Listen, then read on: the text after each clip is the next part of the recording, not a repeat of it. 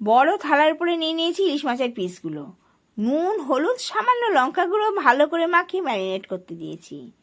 কুমড়ো পাতা 4টে, এগুলোকেও একটু নুন জলে ভালো করে ভিজিয়ে রাখলাম নরম হওয়ার জন্য।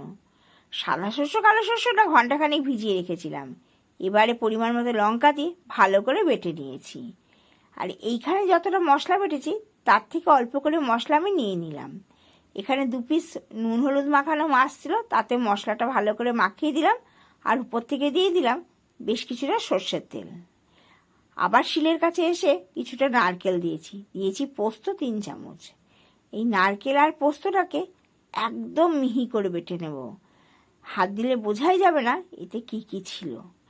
এখান থেকেও 1 চামচ নারকেল পোস্ত তুলে নিলাম, আর এটা দিয়ে দিলাম এই ইলিশ মাছের পিস দুটোতে। ভালো করে মাখিয়ে নিয়েছি। আর এই সময় মনে হলো আরেকটু নুনের দরকার, তাই সামান্য নুনটা বাড়িয়ে দিয়েছি। এখানে মশলা পড়েছে তো, এতেও একটু নুনের দরকার। ভালো করে মাখিয়ে রেখে দিলাম। আর পাতাগুলোকে মুঠ করে যতটা পারলাম জল বের করে দিয়েছি। একদম নরম হয়ে গেছে কুমড়ো পাতা। আর কুমড়ো পাতায় এইভাবে ইলিশ ভাপালে খুব স্বাদ হয়, অসাধারণ স্বাদ। যারা খেয়েছো তারা তো জানোই, আর যারা খাওনি এখনো তারা একটু করে খেয়ে দেখবে। এই পাতাটা দিয়ে ভালো করে ভাত শুধু মাখিয়ে নেবে, আর মাছটা একটু করে ভেঙে ভেঙে মুখে দেবে। উফ, তার যে কি সুন্দর স্বাদ! এ স্বাদের গল্প বললেও শেষ হবে না। এবার টিফিন বাটিটা ভরে দিলাম প্রেসারে, 2টো সিটি দিয়ে একটু ঠান্ডা করে নেব।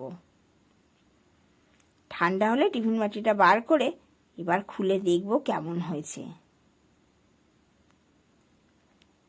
দেখার আগেই নাকে যা গন্ধ লাগলো তাতেই বুঝতে পারছি দারুণ ইলিশ মাছ ভাপা হয়েছে।